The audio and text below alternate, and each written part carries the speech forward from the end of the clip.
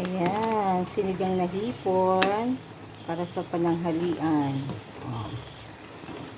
Diba? Isang kulo na lang yan. At nagluluto ako ng bagoong alamang. 5 labuyo lang nilagay ko dyan.